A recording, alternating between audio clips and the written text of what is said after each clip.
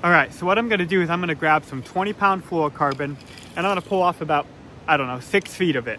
I really don't need much because there's not a lot of deep holes in this river that I'm gonna be fishing.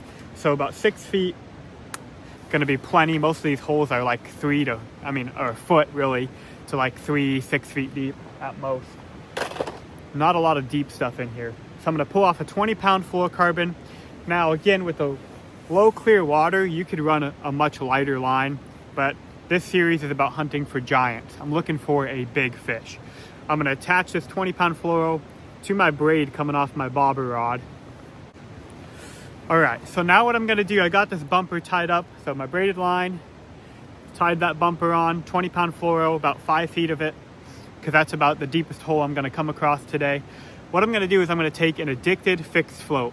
And these floats are awesome. These floats are some of my favorite floats, but you don't wanna fish them in all conditions. So today we're on a little tiny creek, low clear conditions. That's perfect for these little fixed floats. If I'm on a bigger river, I need that sliding float. I need the heavier weight on there to really get my gear down. But a river like this, little fixed float looks good. So I'm gonna get this wet. Helps if you get these wet a little bit. And you just take a little surgical tubing that comes in there.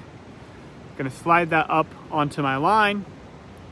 Then there's a little hole here in this float. I'm gonna slide my line through that little hole.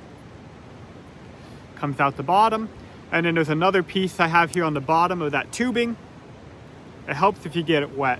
If you get it wet, it slides much easier. So dip it in the river or spit on it. But when it's cold out especially and you're trying to do this, it's difficult. So slide this other piece of tubing on my line as well. And then you just take these tubings, now that my line is through them, and I just slide them over the stem. So the bottom one there, grab the top one here.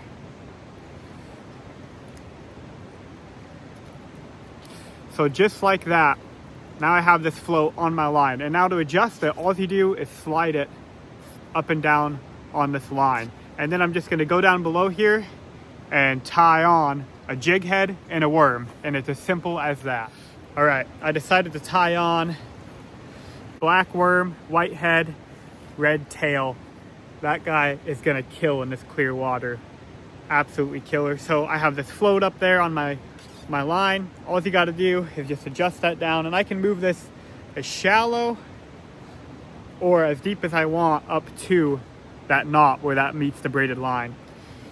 And that's it. The most simplest bobber rig you could ever use.